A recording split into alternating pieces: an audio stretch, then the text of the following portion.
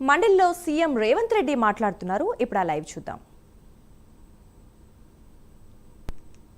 శాతమైన state future గురించి మీకు ఉంటే మీరు చట్టసభలోకి వచ్చి మాకు సూచన చేసి ఉంటే స్టేట్ ఫ్యూచర్ పట్ల మీకున్న పట్టింపేందో ప్రజలకు అర్థమై ఉండేది అధ్యక్ష. నా కోసం కాదు, ప్రజలు మీకు ప్రధాన ప్రతిపక్ష హోదా ఇచ్చారు, ప్రభుత్వం జీత భత్యాలు ఇస్తుంది, జీత భత్యాలు తీసుకొని ఏమాత్రం పని చేయకుండా ఉంటాను నేను అని బరితెగింపు అనేది ప్రజాస్వామ్యానికి మంచిది కాదని మాత్రమే నా విజ్ఞప్తి అధ్యక్ష తమరి ద్వారా. అందుకే అదేవిధంగా ఐటీఐలు మీకు తెలుసు అధ్యక్ష, 1956లో ఫస్ట్ టైం మొదలైంది ఐటీఐ, ఇండస్ట్రియల్ ట్రైనింగ్ ఇన్స్టిట్యూట్. ఆ రోజుల్లో సాంకేతిక నైపుణ్యం ఇచ్చడం ద్వారా ఫిట్టరో, ఎలక్ట్రికలో, లేకపోతే ప్లంబరో, ఇతర రకరకాల పనులు నేర్చుకోవడం ద్వారా పని నేర్పించి సర్టిఫికెట్ ఇచ్చి వాళ్ళకు ఒక ఉపాధి అవకాశాలు, ఉద్యోగ అవకాశాలు ఇచ్చేది అధ్యక్ష. ఈ రోజుకి అప్పుడు మొదలుపెట్టిన సిలబస్ ఈ రోజు కూడా ఉంది. ఈరోజు డీజిల్ మెకానిక్ అక్కడ ట్రైనింగ్ చేస్తే అందులో ఇస్తున్న ట్రైనింగ్ ఏంటంటే ambassador car, fiat car repair చేసేది. వాడు బయటకు వస్తే అంబాసిడర్ ఏడుంది, ఫియట్ ఏడుంది ఎతకాల్సిన పరిస్థితి అధ్యక్ష. ఇవాళ బెంజ్ కార్లు, BMW కార్లు వచ్చిన తర్వాత వాడు చదువుకు నేర్చుకుంటున్న విద్యకు బయటకు వస్తే అందుబాటులో ఉన్నదానికి సంబంధం లేకుండా పోయింది అధ్యక్ష. అందుకే ఆలోచన చేసినాం అధ్యక్ష.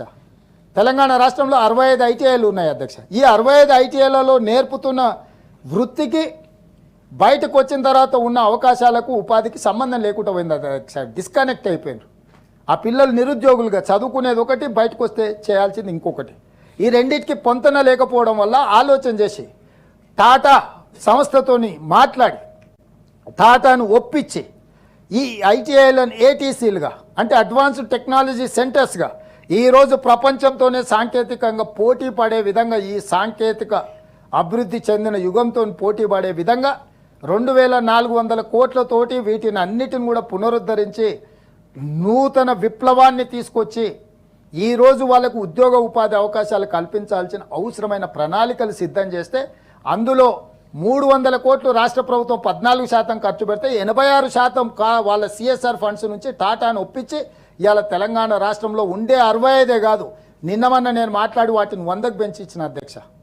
ప్రతి నియోజకవర్గంలో ఒక ఏటీసీ అడ్వాన్స్డ్ టెక్నాలజీ సెంటర్ ద్వారా గ్రామీణ ప్రాంతాలలో ఉన్న నిరుద్యోగ యువకులకు శిక్షణ ఇచ్చి ఉద్యోగ ఉపాధి అవకాశాలు కల్పించి ఈ దేశంలోనే కాదు పక్క దేశానికి కూడా మన వృత్తి నైపుణ్యం ఉన్న వాళ్ళని పంపించాలని ఆలోచన చేసి ఈరోజు ప్రయత్నం చేస్తున్నాం అధ్యక్ష. టాటా కంపెనీ చేపట్టిన గొప్ప పనినైనా ప్రతిపక్షాలు అభినందిస్తాయని నేను ఆశించిన అధ్యక్ష. గవర్నర్ గారి ప్రసంగంలో ఇవన్నీ ఉన్నందుకు అరే ఇదైనా మంచి కార్యక్రమం, ఈ అడ్వాన్స్ టెక్నాలజీ సెంటర్స్ని మేము వెల్కమ్ చేస్తున్నాం, దీన్ని ఇంకా మనం వేగంగా చేసుకోవాలి, అందిపుచ్చుకోవాలని చెప్పినుంటే నిజంగా వాళ్ళని అభినందించి ఉండేవాళ్ళం అధ్యక్ష. సరే వాళ్ళ ఆలోచన వాళ్ళది. అదేవిధంగా అధ్యక్ష సివిల్స్ మీరు ఏ ఆఫీసర్లైనా చూడండి,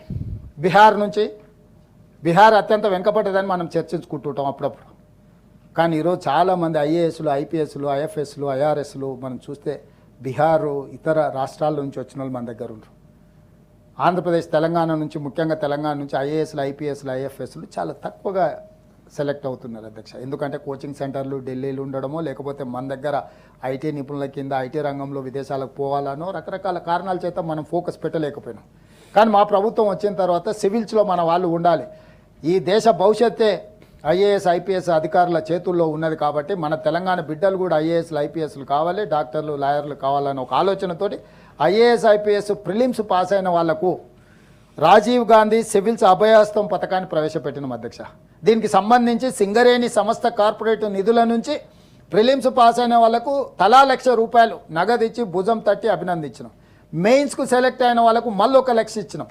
ఇదే కాకుండా ఢిల్లీకి వెళ్ళి కోచింగ్ సెంటర్లలో కోచింగ్ తీసుకునే వాళ్ళకి ఢిల్లీలో వసతులతో పాటు మన పిల్లలు సెలెక్ట్ కావాలని చెప్పి వాళ్ళకి ఏ రకంగా ప్రోత్సాహాన్ని ఇవ్వాలనో వాళ్ళందరినీ పిలిచి జ్యోతిరావు పూలే ప్రగతి భవన్ అని ఆనాడు పిలిచే జ్యోతిరావు పూలే భవన్కి పిలిచి నేను, ఉప ముఖ్యమంత్రి గారు, మంత్రులందరూ వాళ్ళని వెన్ను తట్టి వాళ్ళకు నగదు బహుమతిగా ఇచ్చి, ఈ నగదు అనేది టోకెన్ అధ్యక్ష, మేము ఇచ్చే 1,00,000, 2,00,000 వాళ్ళ జీవితాలను పూర్తిగా మార్చేస్తుందని నేను అనను.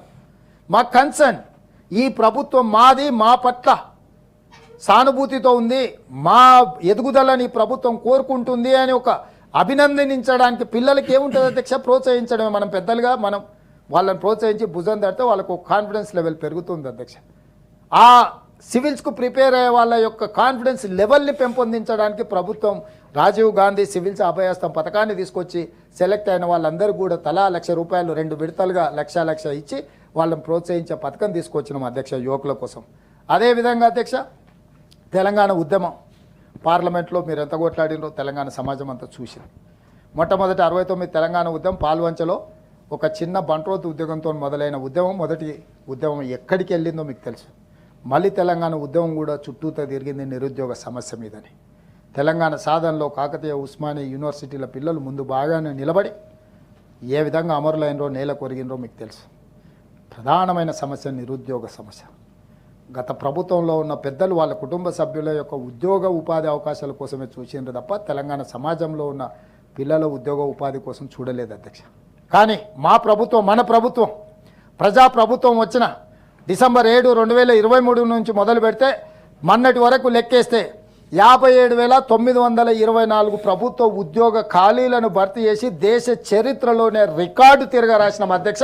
దేశంలో ఏ రాష్ట్రం కూడా, నేను కాంగ్రెస్ పాలిత రాష్ట్రాలలో కూడా మొదటి 15 నెలల్లో 57,924 ప్రభుత్వ ఉద్యోగ ఖాళీలను భర్తీ చేసిన చరిత్ర లేదు. నేను గర్వంగా చెప్పుకుంటున్న, దేవుడిచ్చిన ఒక గొప్ప అవకాశంగా మా మంత్రివర్గ సహచరులు మేమందరం భావిస్తున్నాం అధ్యక్ష.